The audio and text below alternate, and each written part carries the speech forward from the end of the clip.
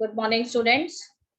So today we are going to discuss a very important topic from chapter 6, that is molecular basis of inheritance.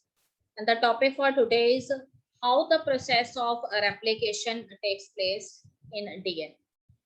So as I have already discussed with you that we are familiar with two types of nucleic acid. One is DNA, that is deoxyribonucleic acid, and another is RNA, which is a ribonucleic acids. We have also discussed with you that how the scientist Frederick Griffith, Avery McLeod McCarthy, and Hershey and Chase, through their experiments, they prove that it is a DNA which is actually the genetic material that transformed from one organisms to another and is responsible for the transmission of characters from one generation to another. So as you know that Hershey and Chase experiment finally proved that DNA is actually the genetic material and it is actually transferred from generations to generations. So before I proceed with this topic, replication, I want to tell you that if you are familiar with the structure of a DNA, that you know that DNA has a double helical structure as suggested by the scientist Watson and Crick. So how many strands are present there in DNA? Two strands are present in DNA. The first strand of the DNA, it actually has its polarity in 3' to 5' direction. And the adjacent strand, which is the second strand of the DNA, it has its polarity in opposite direction. If the polarity of the first strand is in 3' to 5' direction, this means the second strand has its polarity in opposite direction, that is 5' to 3'. So what happened, children, during the process of replication, the DNA helix, they opens. But as you know that both the strands, they are intertwined with each other. So opening of the DNA helix, it actually takes place at a particular place from where the DNA, it start its opening. Because the whole DNA strands cannot open at the same time, because it is a highly energy demanding process. So the opening, it takes place at a very small place. So here special type of enzymes are involved, which leads to the opening of the DNA helix. So the place from where the DNA opens, it is actually known as the origin of replication. And those enzymes which helps in the opening of two strands of DNA, they are known as helicases. So when the opening of the DNA helix, it takes place, both the strands of the DNA, the first strand whose polarity is in 3' to 5' direction, as well as the adjacent and second strand whose polarity is in 5' to 3' direction, they both act as guiding strands or template strands for the synthesis of the new daughter DNA. So how the synthesis of the new daughter DNA, it actually takes place? As you remember very well, that first strand of the DNA, they have certain sequence of nitrogenous bases present over them. Suppose if adenine is present on the first strand of DNA, then you know that the complementary base, that is thymine, it is actually present on the adjacent or second strand. So in the same way, if guanine is there, then on the adjacent strand, cytosine is there. If cytosine is there, and then on the adjacent strand, guanine is there. And if thymine is present on the first strand, then on the adjacent strand, adenine is there. So the overall conclusion is the first strand has nitrogenous bases and their complementary nitrogenous bases are actually present on the second adjacent strand. So when both the strands, they act as the template or guiding strand, then the synthesis of two new daughter strands, they takes place. One new daughter strand, it is actually formed with the help of first parental strand, which has polarity in 3' to 5' direction. And the second daughter strand is actually built on that place where the second parental strand is there. And what is the chief enzyme that is involved in the process of DNA replication? So it is DNA polymerase. As the name itself indicates, the DNA polymerase is actually doing the process of polymerization. Polymerization word का मतलब होता है किसी भी चीज को extend करना. तो यहाँ पे DNA polymerase enzyme क्या करता है? DNA polymerase enzyme first parental stand जिसकी पोलैरिटी 3' टू 5' डायरेक्शन में है, उसमें प्रेजेंट बेसिस को रीड करता है. अगर एडिनाइन प्रेजेंट है तो वो सेल में से उसका कॉरेस्पॉन्डिंग नाइट्रोजेनियस बेस उठाता है. तो वी नो दैट कि adenine always bind with thymine. तो थाइमीन को डीएनए पॉलीमरेज उठाएगा और एडेनिन के साथ बाइंड कर देगा. तो इस तरह से डॉटर स्टैंड का बनना शुरू हो जाएगा. अगर ग्वानिन प्रेजेंट है तो ग्वानिन को साइटोसिन के साथ बाइंड कर देगा. अगर थाइमिन प्रेजेंट है तो उसको एडिनाइन के साथ बाइंड कर देगा. और ऐसे करते करते धीरे धीरे डॉटर स्टैंड बनने लग जाता है.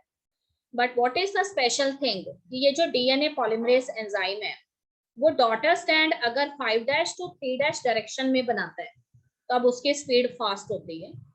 और अगर उसको अपोजिट डायरेक्शन में काम करना पड़ता है, यानी उसको डॉटर स्टैंड अगर 3' टू 5' डायरेक्शन में बनाना पड़ता है, तो उस केस में उसकी स्पीड जो है वो कम हो जाती है.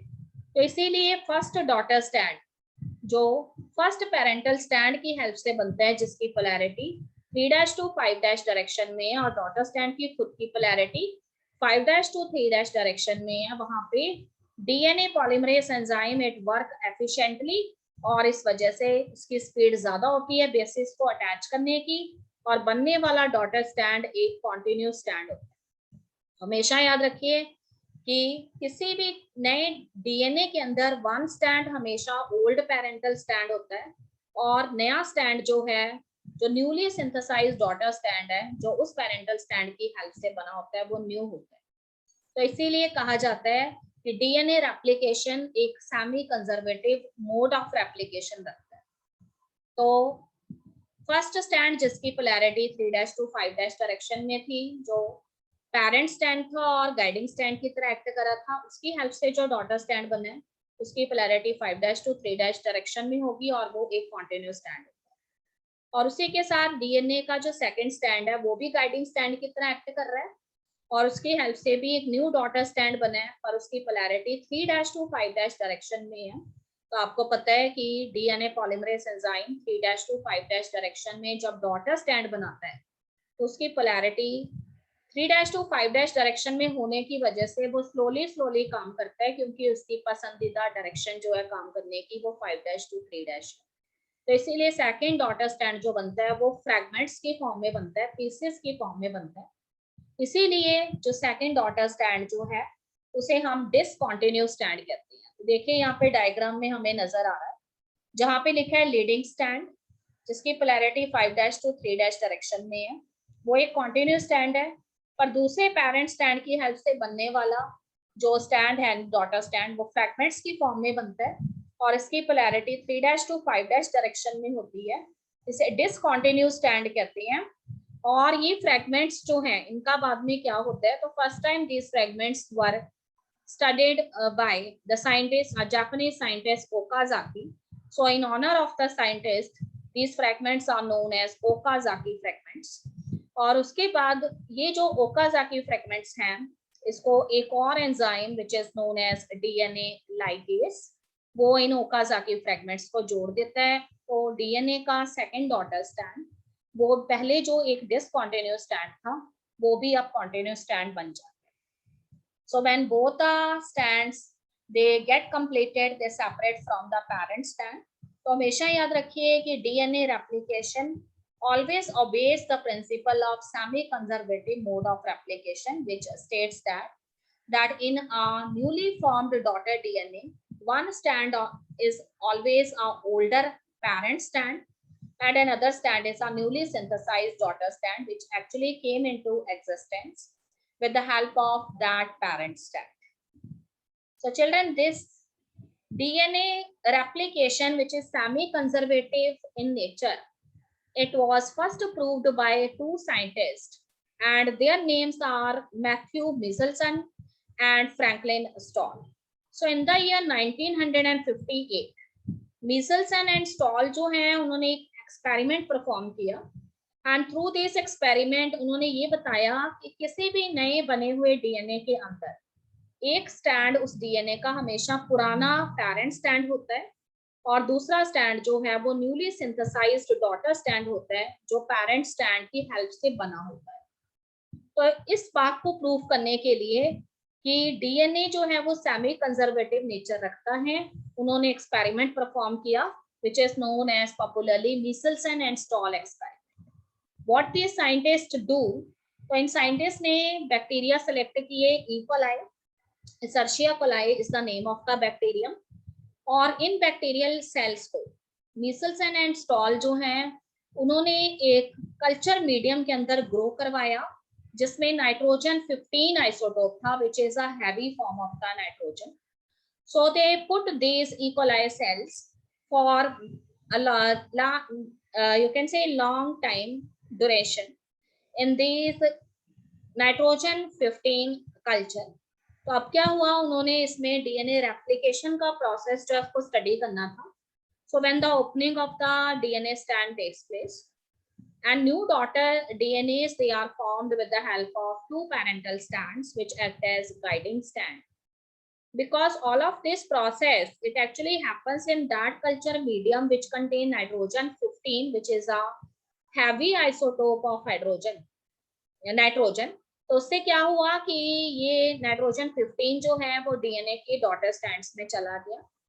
तो उसके बाद जो उन्हें डॉटर डीएनए मिले, तो एक पेरेंट डीएनए से टू डॉटर डीएनए बनती है ना, तो दोनों ही डॉटर डीएनए जो हैं जब उनकी डेंसिटी को चेक किया गया सोडियम क्लोराइड पर सेंट्रीफ्यूगेशन में, तो पता लगा कि दोनों ही जो डॉटर स्टैंड्स हैं वो इक्वल डेंसिटी रखते हैं बिकॉज दोनों के अंदर नाइट्रोजन 15 आइसोटोप प्रेजेंट है।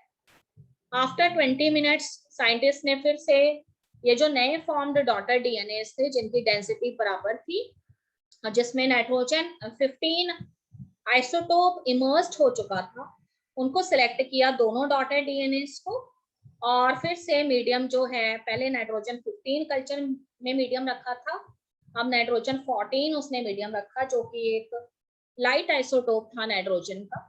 तो फिर से उसने डीएनए रेप्लिकेशन को 20 मिनट्स के बाद स्टडी किया, तो दोनों ही स्टैंड्स जो हैं डॉटर डीएनए के ओपन हो गए, और आपको पता है कि दोनों डॉटर स्टैंड्स में नाइट्रोजन 15 इनकॉर्पोरेट हो चुका था। तो अब उनकी हेल्प से जो दो न्यू डॉटर स्टैंड्स बने, बिकॉज अब ये प्रोसेस एक ऐसे कल्चर मीडियम में हो रहा है जिसमें नाइट्रोजन 14 है, तो वो नाइट्रोजन 14 जो है वो न्यू डॉटर स्टैंड्स में चला गया, और अब 20 मिनट्स के बाद उन्हें जो नए डॉटर डीएनए मिले हैं उसमें एक स्टैंड नाइट्रोजन 15 वाला, एक स्टैंड नाइट्रोजन 14 वाला था। तो इससे उन्हें पता लग गया कि हमेशा डीएनए के अंदर एक स्टैंड ओल्ड पेरेंट स्टैंड होता है और एक स्टैंड न्यू पेरेंट स्टैंड होता है, क्योंकि ओल्ड पेरेंट स्टैंड जो है उसमें नाइट्रोजन 15 इनकॉर्पोरेटेड था, और उससे जो नया डॉटर स्टैंड बना है जो एक्चुअली नाइट्रोजन 14 वाले मीडियम में रखने से बना है उसमें नाइट्रोजन 14 आ गया। अब 40 मिनट्स के बाद उन्होंने सेकंड जनरेशन को स्टडी किया, फिर से उन्होंने अब ये जो नया हाइब्रिड डीएनए मिला था, जो डॉटर डीएनए बने थे जो हाइब्रिड डीएनए थे, उसमें एक स्टैंड में नाइट्रोजन 15, एक में नाइट्रोजन 14 था, इस तरह के दो डीएनए लिए, और फिर से उसमें रेप्लिकेशन को स्टडी किया। तो आपको पता है कि दोनों स्टैंड ओपन हो जाएंगे, तो याद रखिए कि एक स्टैंड में नाइट्रोजन 15, एक में नाइट्रोजन 14 है, तो दोनों की हेल्प से फिर नए डॉटर स्टैंड्स बनेंगे, पर अब उसने मीडियम चेंज नहीं किया, उसने नाइट्रोजन 14 में ही रखा। तो नए डॉटर डीएनए जो बने उनमें सभी के अंदर नाइट्रोजन 14 इनकॉर्पोरेट हो गया। तो देखो अगर पहला स्टैंड नाइट्रोजन 15 वाला है और नया डॉटर स्टैंड नाइट्रोजन 14 वाला है, दूसरी तरफ पेरेंट डीएनए का दूसरा स्टैंड नाइट्रोजन 14 वाला है और नया तो हमेशा नाइट्रोजन 14 वाला ही होगा, तो उस केस में उसे 50% हाइब्रिड डीएनए मिल गए जिसमें एक स्टैंड में नाइट्रोजन 15 और एक में नाइट्रोजन 14 था, और इसके अलावा जो है उसे ऐसे भी डीएनए मिले जिसके दोनों स्टैंड्स में नाइट्रोजन 14 थे। इसके बेसिस पे साइंटिस्ट ने ये बताया कि जब भी डीएनए रेप्लिकेशन का प्रोसेस होता है तो both the strands of the DNA they open, they act as parent strand, and with the help of this parent strand the DNA polymerase enzyme, they later built the new daughter DNAs. And always these daughter DNAs, they always contain one old parent strand and one newly synthesized parent strand. So this experiment, which was done by the scientists Michelson and Stahl, it actually proves that DNA always obeys semi-conservative mode of replication. So that's all in today's lecture, student. Have a nice day.